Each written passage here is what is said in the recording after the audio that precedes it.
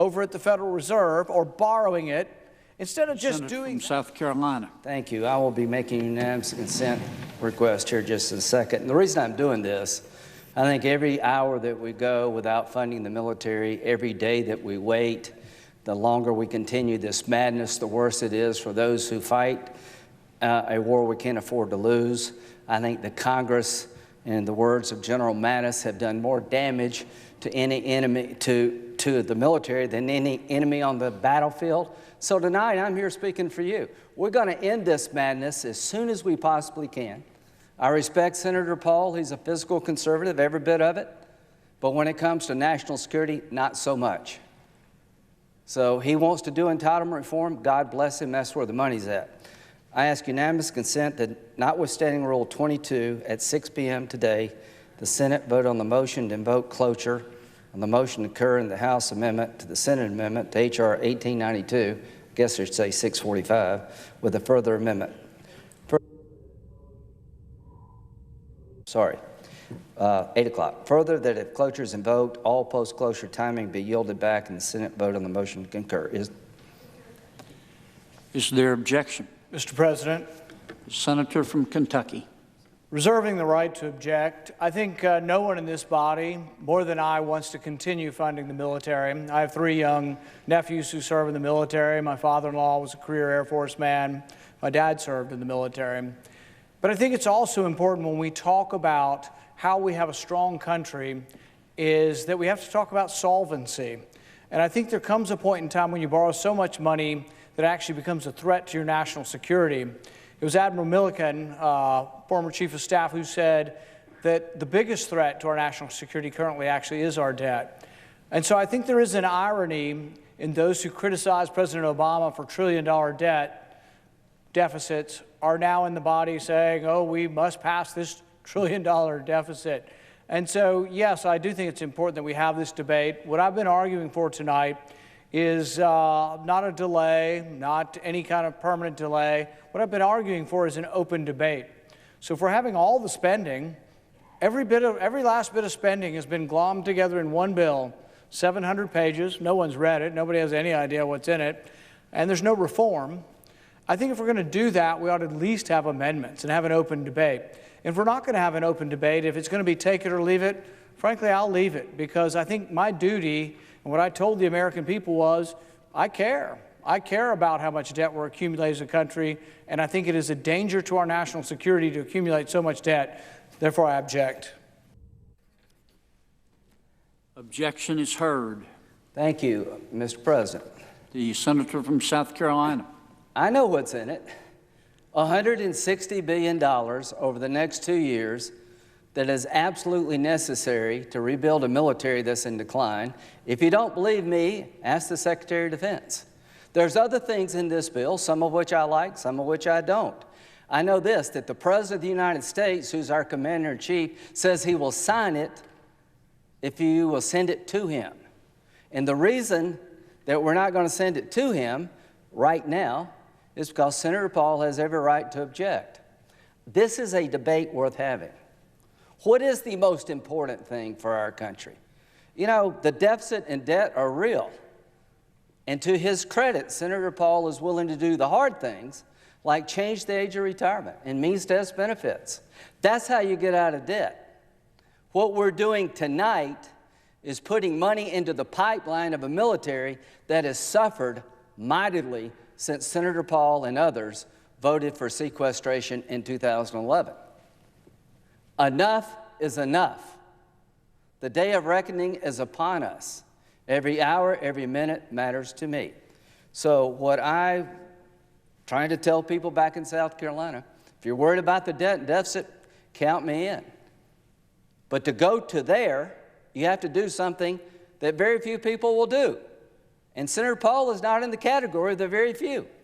On the debt and deficit, I'll give him high marks. On national security, not so much. He said tonight on television, the best way to give the military pay raises is withdraw from Afghanistan. Go over to Afghanistan before you say that. Name one military commander that believes that's a rational approach to increasing military pay. You better pay them a lot more because they're going to be fighting for a lot longer if we leave now. And how much has 9/11 cost us? It's this kind of thinking that led to 9/11. The only people I know who like that idea are the Taliban. They wish we would leave tomorrow. And ISIL is now present in Afghanistan. I wish the world were not so dangerous, and I wish it wasn't so complicated, but it is. Have we learned nothing from radical Islam? Leave them alone, they will leave you alone doesn't quite work. Their goal is to destroy their faith and rebuild it in the image of their view of Islam, to destroy our friends in Israel, to come after Christians, vegetarians, libertarians, you name it, they're coming after you if you don't bend to their will. And the only thing between them and us are the men and women in the military, the 1% who have suffered mightily. In the words of General Mattis, no enemy has done more damage to our readiness than budget cuts plus continuing resolutions. He's a nice man. Let me say it more direct. Congress has shot down more planes through budget cuts than the enemy could hope to. Congress has crippled the Navy more than the Chinese or the Russians could ever hope to. Congress has made it harder for people to be with their families because our military is too small for the times in which we live.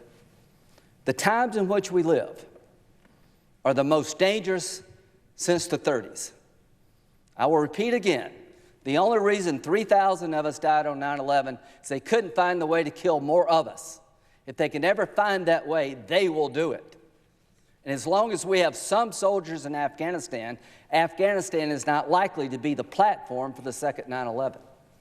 If you think this is over the top, talk to the people fighting the war.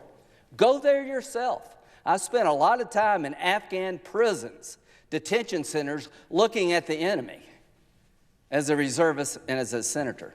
I know exactly what they have in mind for us. And here's my pledge to those who are doing the fighting. We're going to end this insanity. We're going to rebuild the military. As to President Trump, thank you so much. Thank you for understanding that debt and deficits are no excuse to leave the warfighter hanging out. What do you tell somebody who doesn't have the equipment they need to go to the fight? Well, the debt and deficit is the reason you don't get any more. If we have to raise taxes, whatever it is, to make sure that we can keep our military going, I will do it. And I've come to conclude, like Ronald Reagan, the best way to help the economy is to cut taxes. Ronald Reagan cut taxes, he rebuilt the military, and he engaged in entitlement reform. We should follow his lead. Ronald Reagan did not believe in this isolationist approach. He believed that on the other side of that wall was an evil empire, and he stared it down. I came into the military in 1982 on active duty in 81. The first thing I got was a 25% increase in pay by Ronald Reagan. I liked that guy from that day to now. The morale was low after the Carter years. Readiness was in decline, and Reagan changed everything. President Trump, I think you're on course to change everything. We're taking the gloves off. We're changing the rules of engagement. We're going to provide the equipment and the training our men and women desperately need. We're going to set aside these budget cuts. To Senator McConnell and Senator Schumer, thank you for coming together. To those who object to some things in this bill, I get it. But what's more important, the debt or deficit or the war in which we're in? There's nothing in this bill, if it went away tomorrow, that would get us out of debt. The debt that we're adding to defend the nation can be fixed in 5 minutes if we did some entitlement reform. When I was 21, my mom died. When I was 22, my dad died. My sister was 13. We moved in with an aunt and uncle and never made over $25,000 in their life, working in the cotton mills. And if it wasn't for survivor benefits from Social Security going to my sister, we'd had a hard time making it. If it weren't for Pell Grants, she probably wouldn't have gone to college. I'm 62, I'm not married, I don't have any kids, I make $175,000 a year. I will gladly give up some of my Social Security so people who need it more than I can have it. I will gladly pay more into Medicare to keep it from falling apart. And I think a lot of people like me would do that if they were asked. So I don't need any lectures about the debt and deficit. We're in a shooting war. We've had more people die in training accidents than we've had in combat because we've made them do too much, too long, without enough. That's going to end. So I ask unanimous consent that notwithstanding Rule 22, at 8 p.m. today, the Senate vote on the motion to invoke cloture, on the motion to concur the House amendment, to the Senate amendment, to H.R. 1892 with a further amendment.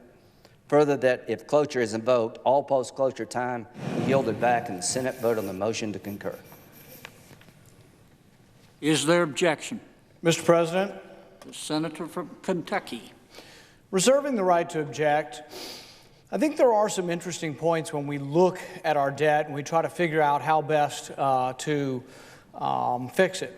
What we've been dealing with today is a spending bill of about 700 pages, but does deal with only what is called discretionary spending. This is military and non-military spending, and it's about a third of what we spend overall. The other 2/3 is called entitlement spending or mandatory spending. And so often people will say, well, we can't cut the discretionary spending because we're not doing anything to the 2/3 of spending that is mandatory. This is Medicare, Medicaid, Social Security, food stamps, and some welfare programs. And it is true that they're growing at a rapid rate. They're growing at about 6%, and then the military and the non-military growing at about 2%. So there is more of the problem on the entitlement side, but often you'll hear people come to the floor and they say, well, we can't, we've cut all this discretionary spending. What we really need to do is entitlement. And yet it's a bit of a canard because I've been here 6 years. I've tried to push entitlement reform, tried to push cost savings, and we've never had a bill come to the floor.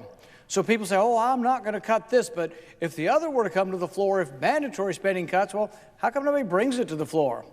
It never comes to the floor. So 2/3 of the budget or the spending is never being cut, and it's growing at 6%. It is a problem. Entitlements have to be contained.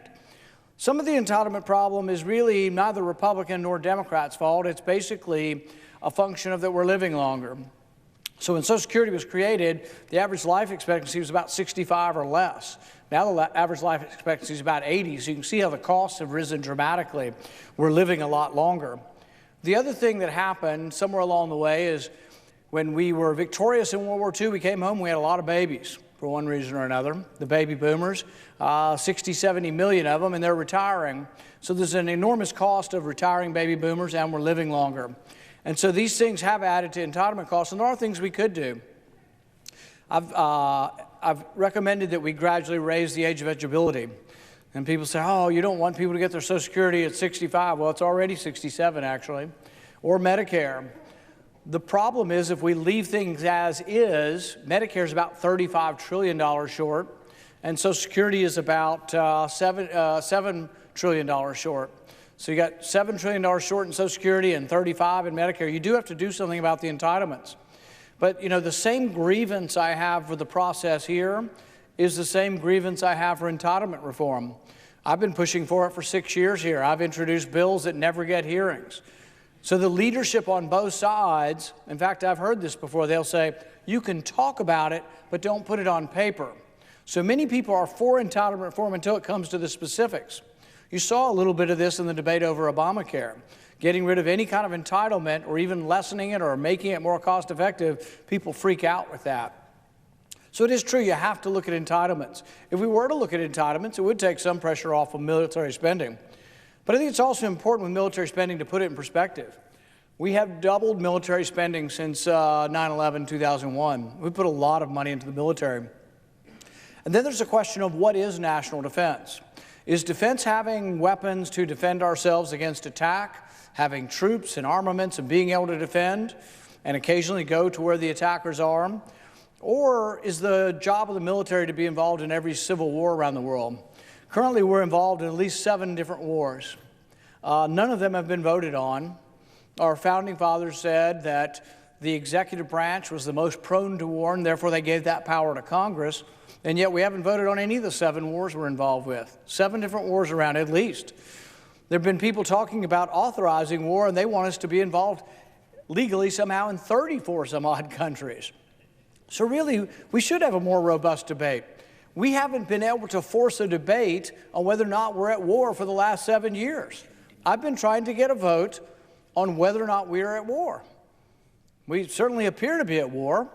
We're in Yemen, we're in Somalia, we're in Ethiopia, Djibouti, Niger, Iraq, Syria, Afghanistan. We're in a lot of different places, and yet the Senate has never voted on going to war. And you say, well, we're going after those people who attacked us on 9/11. Well, we killed those people. The people that we are now embattled with are sons and daughters of other people who might have the same ideology, but they're spread all across the world. We had a manned raid into Yemen not too long ago where we have not declared war. And when we had the manned raid, sadly, a Navy SEAL died and a bunch of people in the village died. And so we were told we got information to get the enemy. But you have to also look from the perspective of the people who live there. You say, oh, you would look from the perspective of our enemies? Well, no, you have to understand your adversary, you have to understand your enemy, you have to understand their response to it if you ever want to figure out a final solution or some kind of ending of a war. So you have to think about when the man raid came at night with night vision goggles to a small village.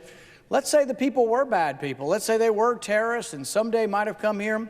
Well, we killed them, but we also killed their wives and their children too. And I don't fault our soldiers. Our soldiers go in the middle of the night and they're given a command. It's not their soldiers' fault. It's ours for having an unclear mission or for sending them into an impossible mission. There is no clear-cut war. There's 3 or 4 different factions fighting in Yemen. And here's the point I've been making.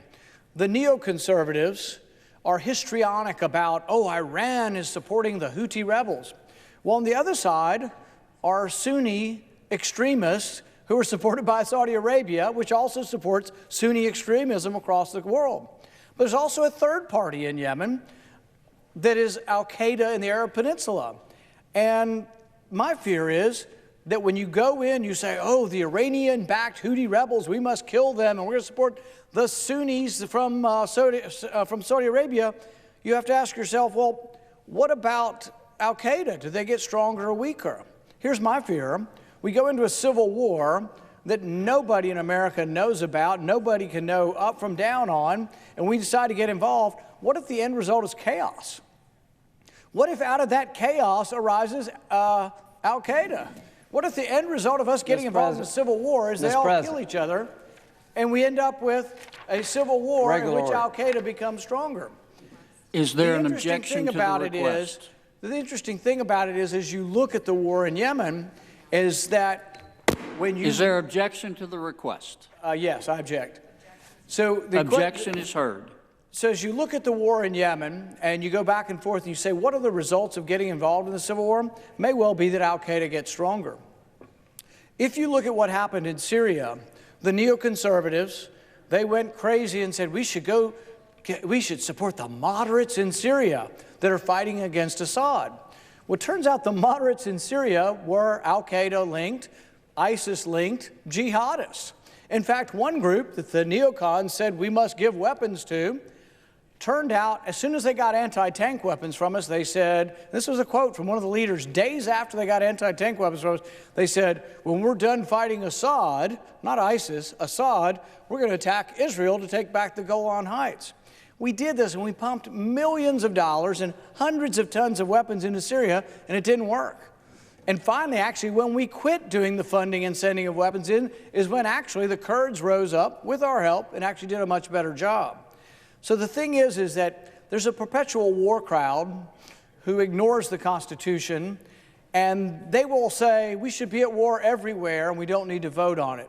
One, that's a terrible insult to our forefathers and a terrible insult to the founding fathers. But as you look at this and you look at the debate, it's also incredibly draining to the Treasury and often has unintended consequences. So as we got involved in the Syrian civil war, the moderate, so-called moderates, many of them jihadists, many of them al-Qaeda, the fiercest fighters actually were more al-Qaeda linked, al-Nusra, they began pushing back on Assad, and you had sort of a chaos.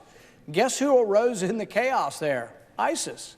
So really, ISIS became a result of, or at least accentuated by our intervention in Syria. And then we had to go back in and fight ISIS. So here's a scenario that could happen in Yemen. We decide that we're going to go into Yemen and we're going to support the Sunni extremists that the Saudis are for against the Houthi extremists that Iran is for. But in the chaos, perhaps al-Qaeda rises again, and we have to get more heavily involved. So I think there's no end to the sort of idea that we are going to kill a terrorist group in the middle of the desert in Yemen, and that somehow there won't be more. I'll give you an example of how sometimes what we get involved with actually backfires and actually causes more terrorists to arise. So we've been feeding the Saudi planes bombs. We probably sold them the bombers as well, but we've been feeding the bombs, we've been helping them with targeting, and it turns out they've been targeting civilians. And so they targeted a funeral procession. The Saudi bombs that we gave them, we paid for, we gave them, they may have paid for them indirectly, but the Saudi bombs that are U.S. bombs, they ended up bombing in Yemen a funeral procession and killing about 150 people that were unarmed and wounding 500. And so you say, oh, well, I don't care what they think. I don't care what their response is. Well, think about what their response might be and then decide whether you care. And I'm not saying I'm sympathetic to the people. I don't know the people enough to be sympathetic or not, but I am aware of their response to being bombed in a funeral procession. My guess is that 1,000 years from now, that the people and their families will, through oral tradition, remember the bombing of the funeral procession. I'm not kidding you. I mean, these people have a long memory. The Sunnis and the Shia have been fighting for 1,000 years. They remember the massacre at Karbala. I promise you, they still celebrate it when one side massacred the other. And that was like, at least 500-600 years ago, maybe more.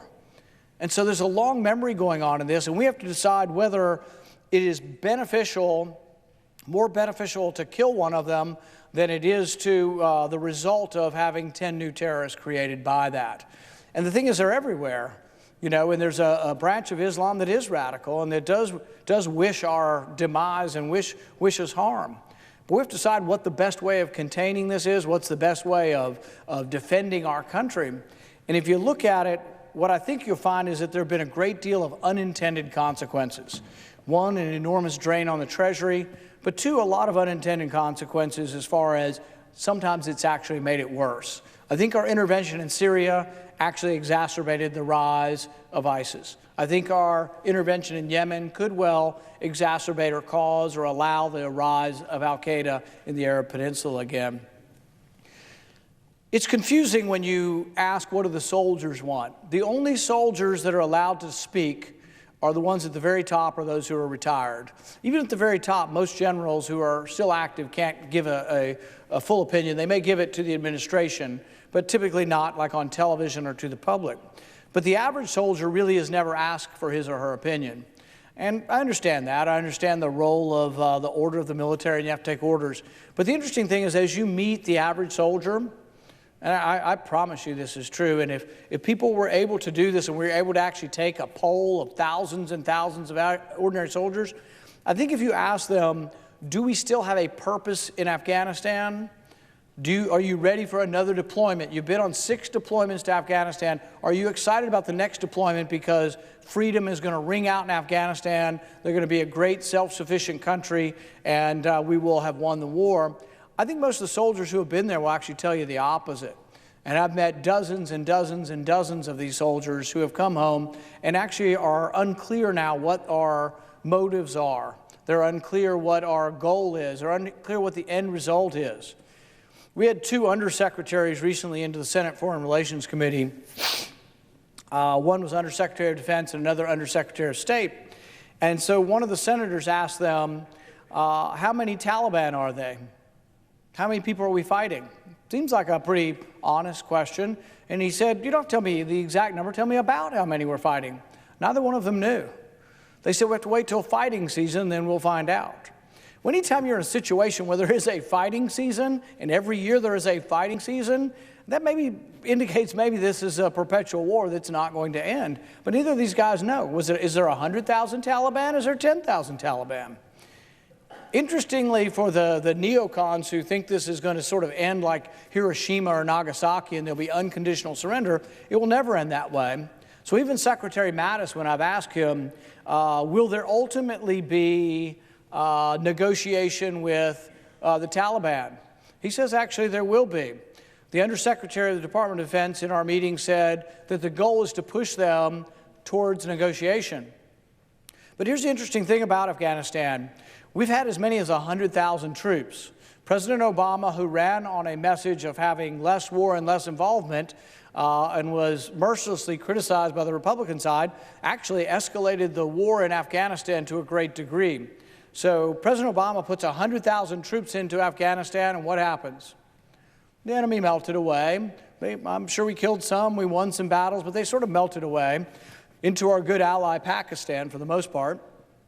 But then they come back. And people say, we left too early. Well, how long are we going to stay? Are we going to stay forever? So we put 100,000 troops in, and it temporarily pacifies Afghanistan. So as we brought the troops down, now Taliban control maybe a third, some say maybe half of the territory. And you say, well, if we leave, the Taliban will take over. Well, how long is it going to take till the Afghans step up and fight for themselves? You know, one of the biggest problems we've had is actually infiltration of the Afghan army and them actually shooting us on the base. Now, it's ostensibly not the soldiers, it's people from the enemy that have infiltrated. But at the same time, there's been such enormous corruption in there. When Karzai ruled Afghanistan, his brother was accused of being in the drug trade. My good friend Thomas Massey from the House of Representatives often says, we spent $8 billion eradicating their poppy crop. You know, that poppy's the plant they make heroin out of. They had their best crop last year. So something's not working. And he often comments that for $8 billion, he could buy a lot of Roundup and probably do a better job.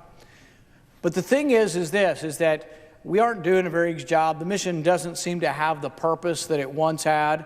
And look, if I would have been here, I would have voted to go there after 9/11.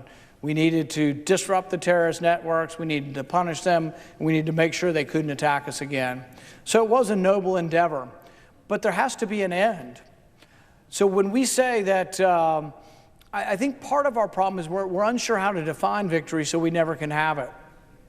You know, there was a proposal to have a big military parade, and many of my friends who have served in the military were, a little bit worried about that because the image has been somewhat an image we've seen more in, totalitarian governments than in our own. We really haven't had a habit of it. But I was looking at a story and it said we did have a big parade after we won the first Iraq War, and the troops did parade through. And I'm not, completely against having a parade necessarily, but my suggestion was this. Why don't we bring the 14,000 troops home from Afghanistan, declare victory, and have a parade? Because then there really would be something to celebrate, bringing those 14,000 troops home. I think if we were involved in less war, we could pay our troops better. We have an enormous amount of veterans retiring from 15, 16 years. We've never been at war constantly for 16 years. And so we have a lot of veterans have been wounded. And so to take care of them is going to take enormous resources, and all of us want to provide those resources.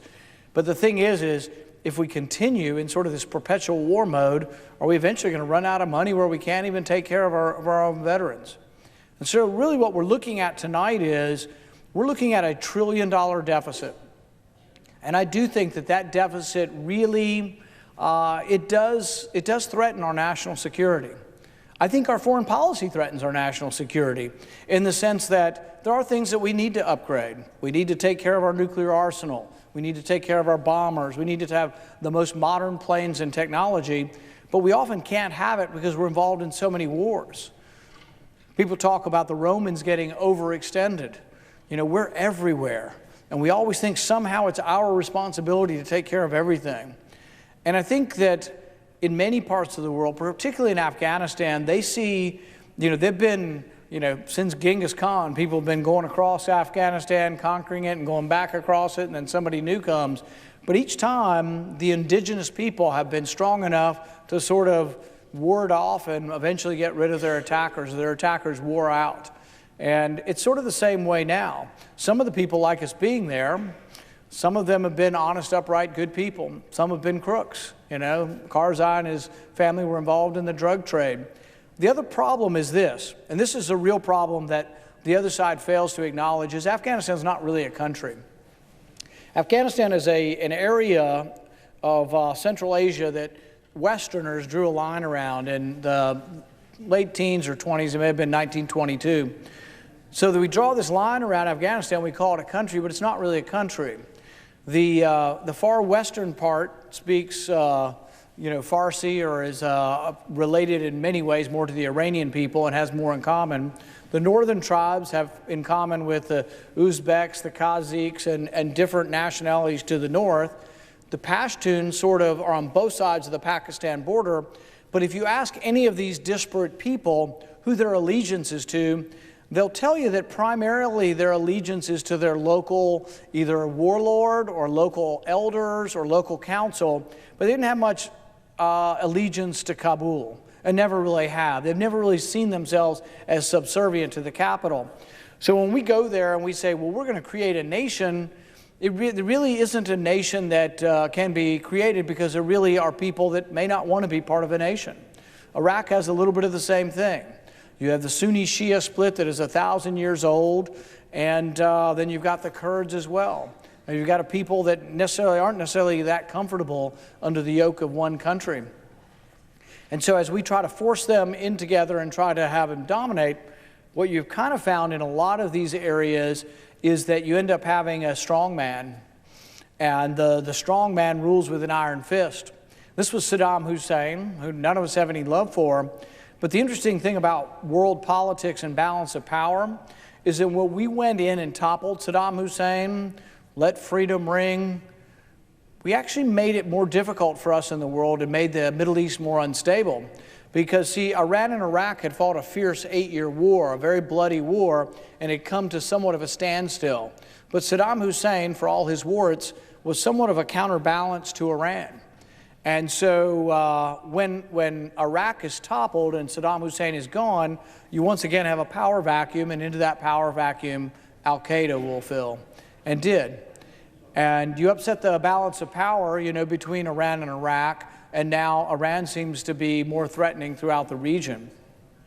So as we look at our spending, without question, there is part of the spending that isn't in this bill, the mandatory spending.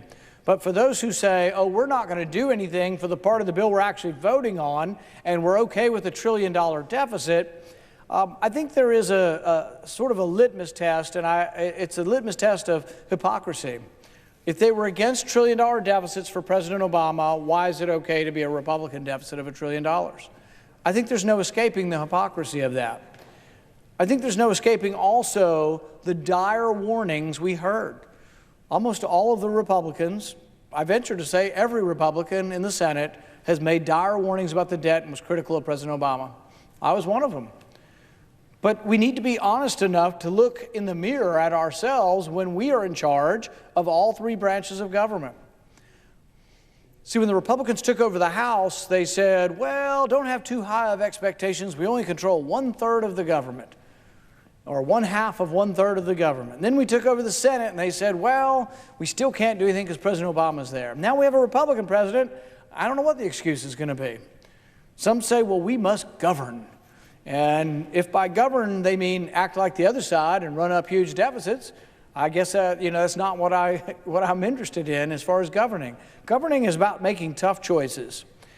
And I think what has happened in our country, because we basically have a printing press, a Federal Reserve that replenishes and pays our debts, buys our debt simply by creating money and then buying treasury bills with it, or treasury bonds, is that we have sort of a limitless notion of debt.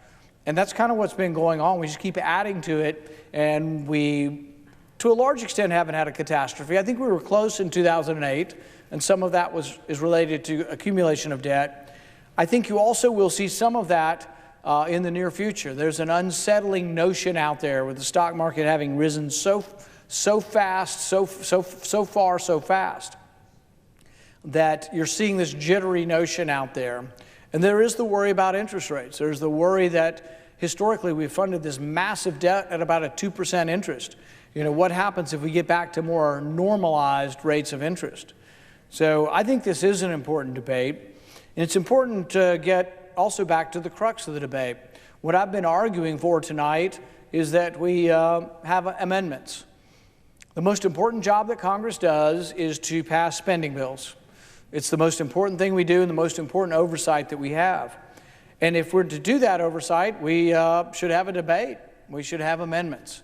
But what we're looking at is a bill that was decided in secret. 700 pages were printed last night at midnight, released at midnight, and for the most part have not been read. And it's very easy not to have a full understanding of a bill that's 700 pages or nearly 700 pages that comes forward. But within the midst of this, we know a couple of things. That we've gotten rid of fiscal responsibility. There were spending caps put in place to try to control spending. And actually for a couple years, 2011, 12, 13, we actually were seeing a slowdown in the rate of growth of spending. But you heard everybody squawking about this sequester. They're like, oh, the sequester is so bad. But the interesting thing about the sequester is it actually wasn't a cut in spending. It was a slow down the rate of spending, slow down the rate of growth of spending. And if you looked at curves over a long period of time, actually the rate of growth, you still had growth. You still had government growing, but we slowed down the rate of growth. And as revenue was picking up, we actually were whittling away at least a little bit at the annual deficit. But then the cries came, and really actually mostly from my side. They said the military is being hollowed out. We have to have more military money. But the dirty little secret around here is you can only get more military money if you give the other side more welfare money. So we got military, got warfare and welfare. That's guns and butter. It's been going on a long time. And so we've spent a lot of money, and both sides have now agreed to do this. The leadership has agreed to do this. But in this spending bill, what you're going to have is a looting of the Treasury, basically. But both sides are really culpable. Both sides are somewhat equally responsible for this bill and for the debt that will ensue.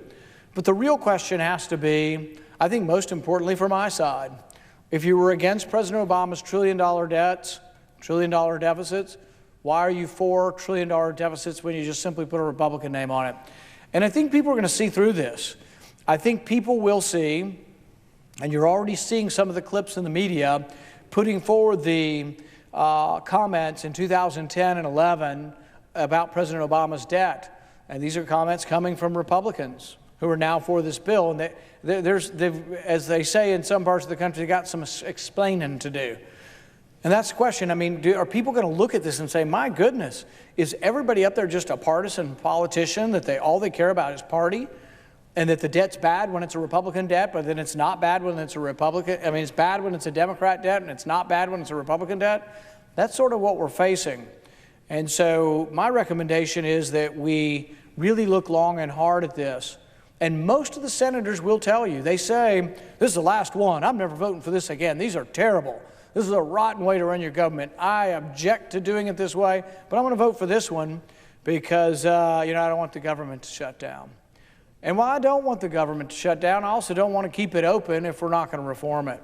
So it's really damned if you do, damned if you don't. But we could have done better.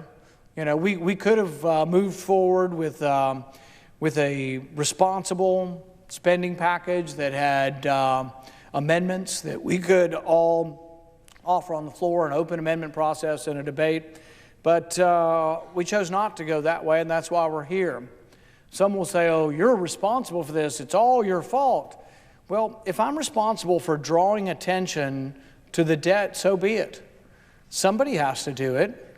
I didn't come up here to be part of somebody's club. I didn't come up here to be liked. I didn't come up here to just say, hey, guys, I want to be part of the club, so I'm going to always vote with whatever you tell me to do. I've often voted with Democrats. I've often voted with Republicans.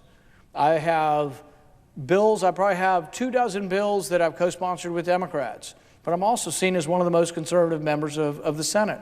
So I think there is a way you can have bipartisanship, but bipartisanship doesn't mean you have to give up on everything you believe in. And that's sort of what this spending bill is it's a bipartisan spending bill that gives up on everything that Republicans ostensibly believe in as far as deficit, debt, and spending. So I will vote against this bill. I will continue to advocate that if they want to vote earlier, they can vote earlier, as long as I get a vote on an amendment where we would have an open debate and an explicit vote that says, are you for or against breaking the spending caps that we put in place? Thank you, Mr. President.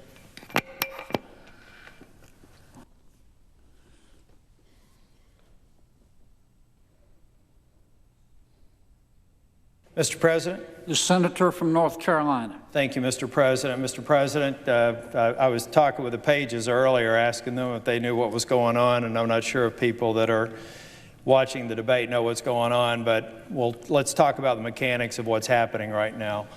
We've got a measure before the Senate right now that cures at 1 a.m. tonight. At 1 a.m. tonight, we're going to vote on something that we could vote on right now. The outcome is going to be something that my friend from Kentucky will oppose, but it's going to happen because the majority of Republicans believe that funding the government's a pretty important thing to do. I am in a club. I'm in a club that says we need to keep the government open. I'm in a club that says that we don't need to be going and telling people they're going to be furloughed tomorrow when we know darn well that at 1 a.m. tonight, we're going to be back open for business. I'm in a club that tells everybody that we've obligated ourselves to pay our bills, that we're going to pay our bills. I don't like this. I served as Speaker of the House for 4 years. We paid our bills on time. We got our budgets done on time. We had regular order. I agree with all that stuff. But right now, we're in a position to where this is very simple. We can right now provide certainty to the thousands and thousands of people that expect government to be open, or we can play this game until 1 a.m. I, for one, think we should do it right now. But if we want to go through the theater and we want to go until 1 a.m., that's going to be the end result. So employees out there, I apologize on behalf of people that can't give you certainty right now at 9 o'clock. But at 1 a.m., you'll have it. And I'm sorry that we have to go through this process, and we seem to go through it far too often. I'll also tell you something else that I have to speak briefly on, and I am going to offer a motion, Mr. President. And it's the whole idea of this concept of let's just withdraw from Afghanistan. I've been to Baghdad, I've been to the Kurdish region in Iraq, and I've been to Afghanistan. And I've heard people in Iraq say the worst thing that we did was a precipitous withdrawal from Iraq. Look, we can debate whether or not we should have gotten in there, but we're in there. And now we have to figure out a way to exit that doesn't put Iraqis at risk and American men and women who are serving this country. You don't do it through a precipitous withdrawal. It's irresponsible, and I will guarantee you there's not a single person in uniform who would agree with you that that's the right way to protect our troops and protect the people of Afghanistan and the many allies that we have there trying to take the fight to the Taliban and al-Qaeda. It's irresponsible. So yeah, I am a member of that club.